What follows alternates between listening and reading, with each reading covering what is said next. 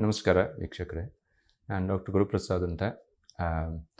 Sleep day, world sleep day ಅದರ ಸಂಬಂಧ Karnataka ಪಲ್ಮನಾಲಜಿ association ಪರವಾಗಿ ಮಾತಾಡ್ತಾ ಇದ್ದೀನಿ. ಇದು ಜನರಲ್ ಪಬ್ಲಿಕ್ಗೆ ಈ ನಿದ್ರೆ ಬಗ್ಗೆ, ನಿದ್ರೆ ತೊಂದರೆಗಳ ಬಗ್ಗೆ ಏನೇನು ಅವೇರ್ನೆಸ್ ಇದೆಯೋ ಅದನ್ನು ಇಂಪ್ರೂವ್ ಮಾಡೋದಕ್ಕೆ ನಾವು ಮಾತಾಡ್ತಾ ಇರೋದು. ಈಗ ರಾತ್ರಿ ನಿದ್ರೆಯಲ್ಲಿ ತೊಂದರೆ ಇರೋಂಥಕ್ಕಂಥವ್ರು, ಸ್ನೋರಿಂಗ್ ಇರೋರು, ಡೇ ಟೈಮಲ್ಲಿ ಹಗಲು ಸ್ವಲ್ಪ ನಿದ್ದೆ ಬರೋ ಥರ ಇರೋರು, ಈ ಥರ ಸಿಮ್ಟಮ್ಸ್ ಇರೋರಿಗೆ ಸ್ಲೀಪ್ ಆಪ್ನಿಯಾ ಇದೆಯಾ ಅಂತ ಅದನ್ನು ಟೆಸ್ಟ್ ಮಾಡೋದಕ್ಕೋಸ್ಕರ ಸ್ಲೀಪ್ ಸ್ಟಡಿ ಅಂತ ಯಾವುದೊಂದು ಸ್ಟಡಿ ಇದೆ.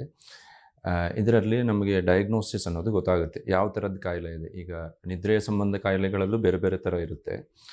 ಈ ಜನಗಳಲ್ಲಿ ಸ್ಲೀಪ್ ಸ್ಟಡಿ ಅನ್ನೋದು ತುಂಬ ಕಷ್ಟದ ಟೆಸ್ಟು, ಅದಕ್ಕೆ ಆಸ್ಪತ್ರೆಗೆ ಅಡ್ಮಿಟ್ ಆಗಬೇಕು ಅಂತ ಒಂದು ತಪ್ಪು ಅಭಿಪ್ರಾಯ ಇದೆ. ಇನ್ಫ್ಯಾಕ್ಟ್ ಇದರಲ್ಲಿ ನಂದು ಮೈನ್ ಮೆಸೇಜ್ ಏನಂದರೆ, ಈ ನಿದ್ರೆ ಸಂಬಂಧ ಕಾಯಿಲೆನ ಡಯಾಗ್ನೋಸ್ ಮಾಡೋಕ್ಕೆ ಡಾಕ್ಟ್ರನ್ನು ನೋಡೋದು, ಅದಾದಮೇಲೆ ಟೆಸ್ಟ್ ಮಾಡೋವಂಥದ್ದು, ಟೆಸ್ಟು ಸುಲಭವಾಗಿ ಮಾಡ್ಬೋದು. ಈಗಿರೋ ಲೇಟೆಸ್ಟ್ ಟೆಕ್ನಾಲಜಿಯಲ್ಲಿ ಸ್ಲೀಪ್ ಸ್ಟಡಿ ಅಂತಕ್ಕಂಥದ್ದು ಮನೆಯಲ್ಲೇ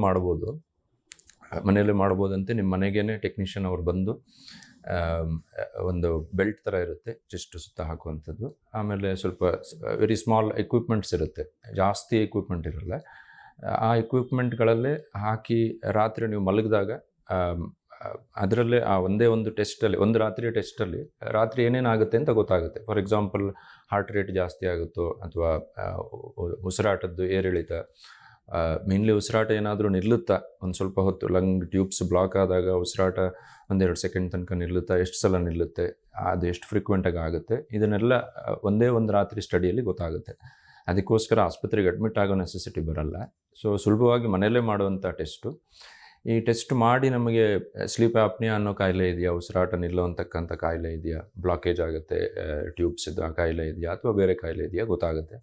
ಅದರಲ್ಲಿ ಸಿವಿಯಾರಿಟಿನೂ ಗೊತ್ತಾಗುತ್ತೆ, ಸ್ವಲ್ಪ ಇದೆಯಾ ಕಾಯಿಲೆ, ಮೀಡಿಯಮ್ ಇದೆಯಾ, ಜಾಸ್ತಿ ಇದೆಯಾ, ಮೈಲ್ಡ್ ಮಾಡರೇಟ್ ಸಿವಿಯರ್ ಅಂತ ಗೊತ್ತಾಗುತ್ತೆ.